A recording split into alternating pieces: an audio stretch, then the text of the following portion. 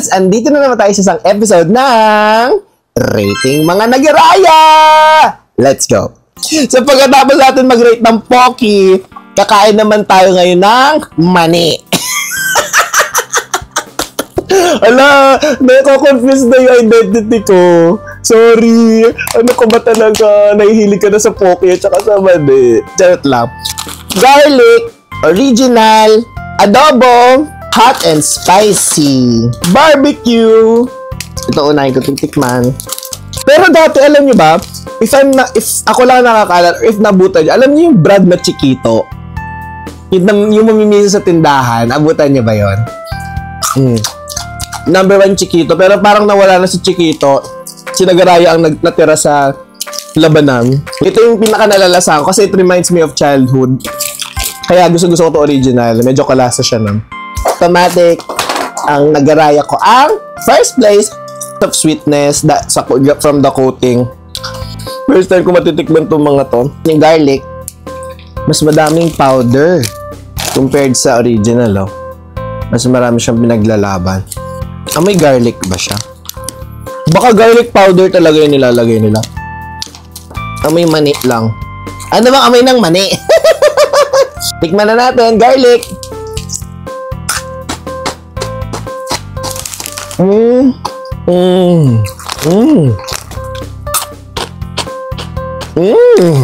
Hindi siya lasang garlic. Pero masarap kung ano man yung nilalagay nila. Hindi ko mahanap yung garlic. Asan yung garlic? Asan yung garlic? Feeling garlic lang siya. Ito third ko na lang siya. Adobo.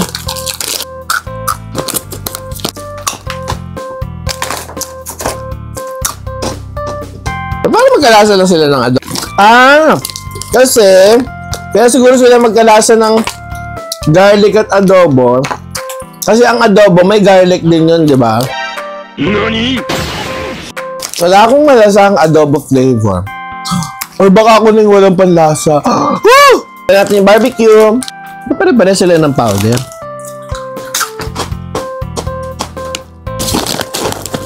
Parang pinadumi lang yung daliri mo. Pero wala akong malasahang barbecue. Pare-pare sila ng lasa. Yung kinain ko ito, mas nalasahan ko na yung garlic nito. Second ko na to. The third ko to. Last but not the least, merong hot and spicy. Ito. In a level of 1 to 5, yung pagiging spicy niya, 1 out of 5. May kick lang ng very, very light. Para ka lang nakakain ng hot sauce ng pizza, pero hindi siya ganun ka... Manageable siya. Manageable. Tolerable siya, pwede sa mga batang mahilig sa spicy. Mas na-feel kong barbecue siya, para may hints siya ng labuyo. Parang amoy yung labuyo. Hindi ko talaga malasahan ito tsaka ito. Ito na aking final ranking. Third place. Congratulations sa'yo. Nagaraya hot and spicy. Second place, Nagaraya garlic. And first place, wala pa rin tatalo sa'yo. Nagaraya original. Doon tayo parati sa original, di ba? Porket ba hot at spicy siya, doon ka na pupunta. Doon tayo sa orig.